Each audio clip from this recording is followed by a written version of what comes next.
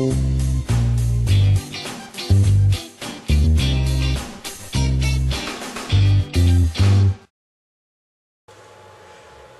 I'm Steve Hermitage. Now let me take you behind the scenes of a shot that I want to create of these feathers falling down to the floor.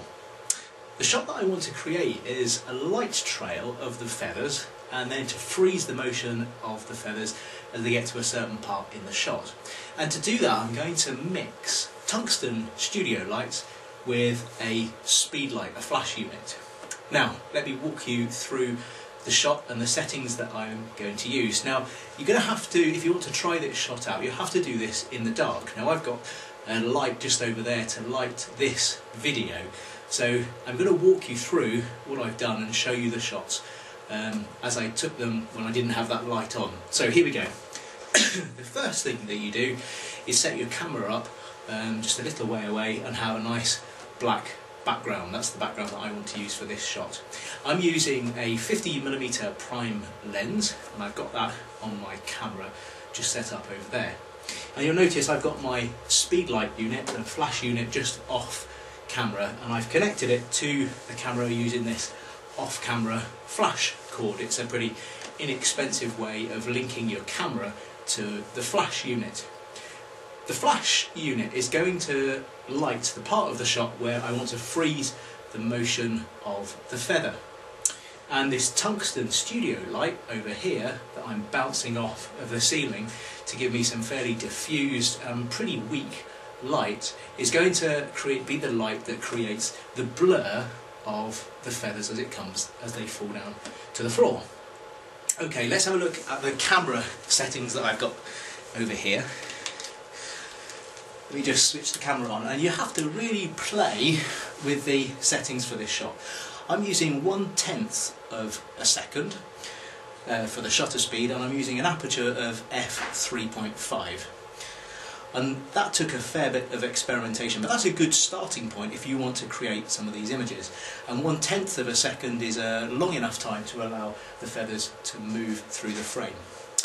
Okay, let's put my camera just there on the tripod, and a tip here, I used the autofocus and just focused in to about here, put my hand here, press the half press the shutter down, focused here, and then I flipped the focus on the lens over to manual focus, and that just fixes the focus on here and it stops the camera refocusing during the shot. So it's a really nice little tip that I use on quite a lot of these types of shots and others that I've done on my YouTube channel. So doing the focus and then switching across to manual focus to stop the refocusing. Okay, so what I did then was to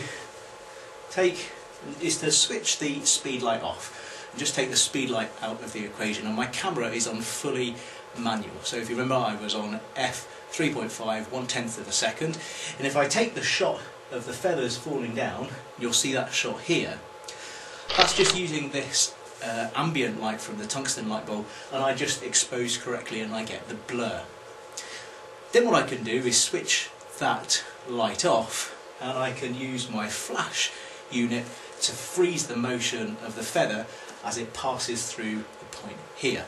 Now I've got to use a special setting on my speed light, and that is the second curtain flash. So when the mirror goes up on the camera, the mirror goes up, and then I want the feathers to come down, and I want the flash unit to fire at the very end of the shot before the mirror shuts again to close the shutter. And what I have to do is dial in second curtain flash on the camera. Now that's called different things, rear curtain flash, second curtain flash, and it just means that the flash fires at the end of the shot. If I'd have used it in its standard setup, this is the type of shot that I would have got when I've got this light on and this one. Then you'll see in this particular shot what I've done, the flash has gone off first and it's frozen the motion of the feathers, and then I've got the blur afterwards, and it's kind of like a topsy-turvy image. So I want this to go off afterwards.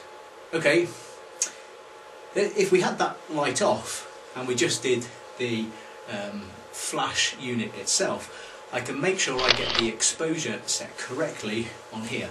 And again, I'm manual on the speedlight unit, and what I've done is I've dialed in 1/64th of a power.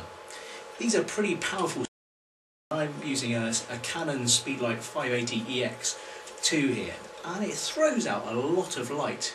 On the manual setting though, I can take 1/64th of that, a fraction of the light output, and I don't then saturate the image with lots and lots of light.